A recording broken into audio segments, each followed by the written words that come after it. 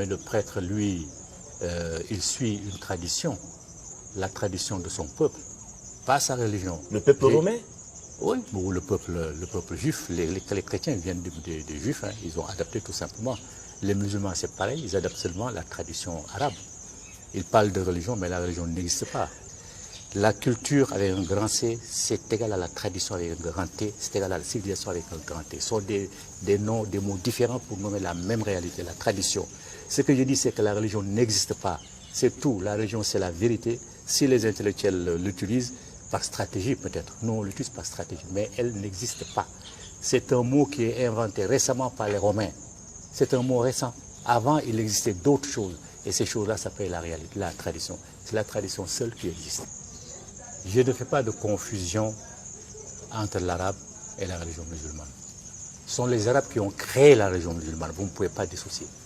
À partir du moment où ce sont eux qui l'ont créé, qui vous l'ont amené, ce que vous faites, les musulmans, ce qu'on fait, les musulmans, ils font exactement comme les Arabes. Vous ne pouvez pas dissocier. Ce sont eux qui ont créé cette religion. Une religion, on l'a créée. Hein. Aucun Dieu ne révèle quoi que ce soit. Maintenant, ce sont les Arabes qui ont créé cette religion-là. Donc, la langue, elle est arabe. Vous ne pouvez pas dire, moi, je ne fais pas de confusion. Hein. Au contraire, j'établis les parallèles. À partir du moment où ce sont eux qui ont créé la religion, c'est normal, ces religions parlent leur langue. Et c'est normal que ces religions-là parlent de leur tradition. Un Africain musulman, il fait exactement comme les Arabes. Il se marie comme les Arabes, il bâtit ses enfants comme les Arabes, il enterre ses morts comme les Arabes, il s'habille même comme les Arabes, il parle comme les Arabes, il fait tout comme les Arabes. Il adopte même leur habitude culinaire. Mais est-ce que Donc vous ne pouvez pas dissocier l'Arabie de la religion musulmane. Elle est musulmane. Et aucune religion jamais n'est tombée du ciel. Ce sont les hommes qui le rédigent. On sait que sans libération spirituelle et culturelle, jamais l'Afrique ne sera libérée. L'Afrique ne peut pas être libre en étant musulmane, en étant chrétienne, en étant juif, en étant tout sauf elle-même. Ce n'est pas possible. Vous ne pouvez pas. On ne peut pas se réaliser dans la peau d'un arabe parce qu'on n'est pas arabe. Aucun de nos ancêtres n'est arabe. Regardez, tous les jours, on dit des Ousmane, des Fatoumata, des Pascal, des Janine. Jamais on ne dit Sundiata. Il y a des Ngolo aussi, des Ndji, des Zan. Oui, mais ça, vous entendez ça combien de fois dans la journée? Dans la journée, ce sont les Ousmane, les non-musulmans et chrétiens qu'on entend. Vous pensez que les noms étaient un handicap pour le développement? Un gros handicap pour le développement. Parce que ça nous coupe de nos relations avec nos ancêtres. Vous dites Ousmane, quel est votre ancêtre qui s'appelle Ousmane? Ça n'existe pas. Quels sont les vrais ancêtres qui sont Ousmane, ou Mahomet, ou Fatoumata, ou Pauline, ou Jacques? Ça n'existe pas. Donc vous n'avez aucun contact avec vos ancêtres. Voilà une autre forme d'aliénation qui fait que jamais nous n'allons prendre conscience. Nous déplaçons notre conscience historique vers l'extérieur de l'Afrique.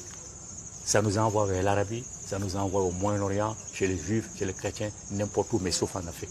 Donc nous n'avons aucun repère. À partir du moment où vous n'avez aucun repère, mais nous ne pouvons pas nous construire, ce n'est pas possible. Donc les noms, il faut les rejeter. Si on veut être nous-mêmes, il faut se ressourcer sur le plan spirituel et sur le plan culturel. Tant qu'on sera, on va aller dans les directions des autres, on ne s'en sortira pas. D'ailleurs, les Noirs, ils vivent une contradiction permanente. Comment peuvent-ils se considérer comme les égaux des Arabes, alors qu'ils considèrent les ancêtres des Arabes comme supérieurs à leurs propres ancêtres? Comment les chrétiens, les Noirs chrétiens peuvent-ils se considérer égaux aux Blancs, alors qu'ils considèrent les ancêtres des Blancs supérieurs aux leurs? À partir du moment où tu considères les ancêtres de notre peuple supérieurs à tes ancêtres, mais tu es son esclave. Mais il faut se faire initier, entrer dans la vraie tradition et laisser tout ce qu'on vous amène de l'extérieur qui ne fait que vous aliéner parce que ce n'est pas du tout vrai. L'islam ne peut jamais amener quelqu'un au paradis ou en enfer. D'ailleurs, je vais vous faire une dernière confidence. Chez nous, dans notre tradition, on n'a même pas besoin de prier pour aller au paradis ou en enfer. Ça n'existe pas. On n'a pas besoin de prier. Il suffit seulement de faire les choses correctement. C'est le cœur qui juge.